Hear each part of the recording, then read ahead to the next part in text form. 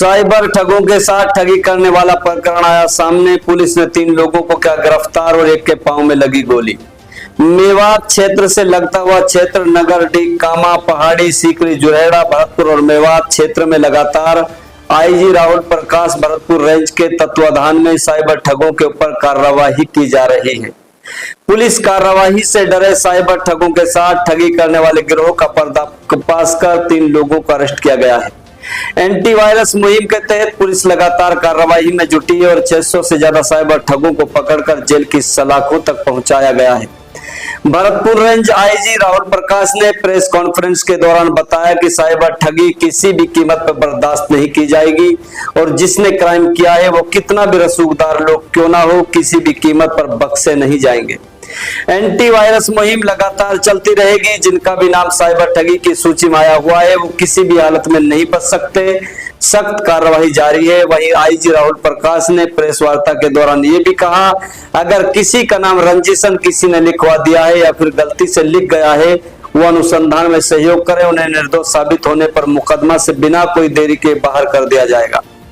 IG Rahul Prakash का antivirus operation अभियान लगातार चल रहा है और इलाके में चर्चा का विषय भी बना हुआ है।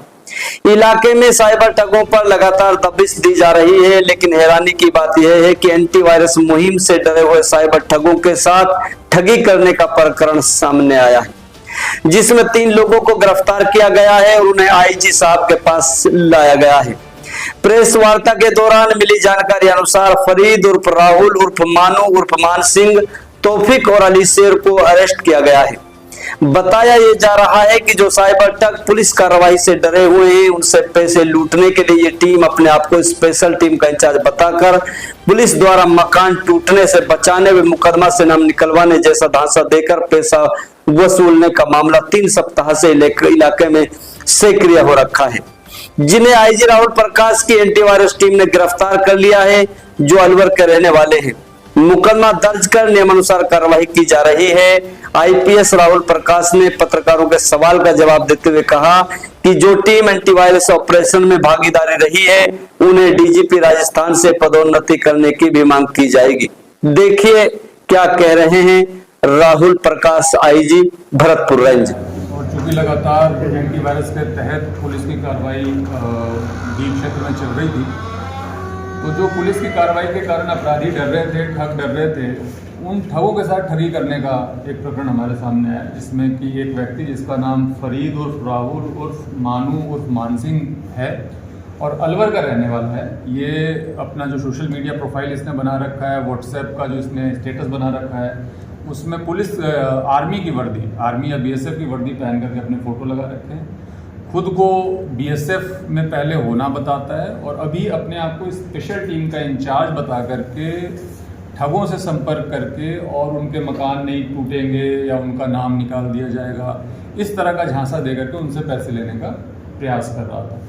तो इस बात की सूचना मिलने के बाद हम लोगों ने अपनी टीम से भी इसकी पूरी जो एक्सटॉर्शन कॉल्स आप कह सकते हैं उसकी रिकॉर्डिंग करी और उसके आधार पे और जो हमारे पास कंप्लेंट थी उसके आधार पे इसके खिलाफ मुकदमा दर्ज किया है। इसके साथ इसके 2 साथी और भी हैं, उनको भी गिरफ्तार किया, तौफीक और अली शेर। ये तीनों के तीनों अलवर के रहने वाले हैं और ये पिछले कुछ हफ्तों से जो है ये हमारे क्षेत्र में सक्रिय थे और ठगों के साथ भी ठगी करने का प्रयास कर रहे थे। इसके साथ ही मैं आप लोगों के माध्यम से सभी को बताना चाहूँगा कि कभी भी इस तरह के झांसे में नहीं है। अगर कोई भी व्यक्ति आपसे संपर्क करता है और अगर वो कहता है कि मैं आपको पुलिस की कार्रवाई से बचा लूँगा, तो इस तरह के झांसे में नहीं आए, न तो किसी के दबाव से और न ही किसी तरीके से धन के आधार पे कोई भी अपराधी जिसने अपराध किया है वो बच नहीं सकता। इस बात को तो सारे अपराधी नोट करके अपने पास रख लें। अब इसके बाद दूसरा सवाल ये उठता है कि अगर कोई अपराधी नहीं है और फिर भी उसका नाम आ गया है, तो आप जांच में सहयोग करें, अनुसंधान में सहयोग करें। अगर अपराधी नहीं है, आप वेरिफिकेशन के बाद ये क्लियर होता है कि नहीं ठीक है, आपका नाम किसी ने रंजिशवश लिखा दिया था या गलती से आ गया था और उस बात के प्रमाण मिलते हैं, सबूत मिलते हैं, तो आप स्वतः ही मुकदमे से अलग भी हो जाएंगे। पुलिस किसी भी तरीके से किसी गलत को, किसी निर्दोष को किसी मुकदमे में जानबूझ करके नहीं फंसाने वाली। लेकिन अगर आप अपराधी हैं और आप सोचें कि किसी से संपर्क करके, किसी से बात करके, किसी में झांसे में आकर के पैसे दे करके हम लोग बच सकते हैं, तो ये भ्रम भी अपने दिमाग से आप निकाल दें। इस तरह के कई लोग हो सकते हैं जो कि कई बार तो आप कह सकते हैं हाई प्रोफाइल होते हैं, उनका एक नाम होता है उस क्षेत्र में कि हाँ ये बड़ा इंपॉर्टेंट व्यक्ति है, वो भी इस तरह का काम कर सकता है। तो मैं यही कहूँगा कि अगर ऐसी कोई भी चीज़ होती है तो आप सबके पास मेरा नंबर है, आप सीधे उस नंबर पे कॉल कर सकते हैं, व्हाट्सएप कर सकते हैं। और दोबारा से भी अगर ऐसा करता हुआ कोई व्यक्ति पाया गया जो कि पुलिस के नाम पे, अधिकारियों के नाम पे लोगों को झांसा दे करके पैसे लेने की कोशिश करेगा, तो उसकी स्थिति इससे भी ज़्यादा बदतर हो जाएगी।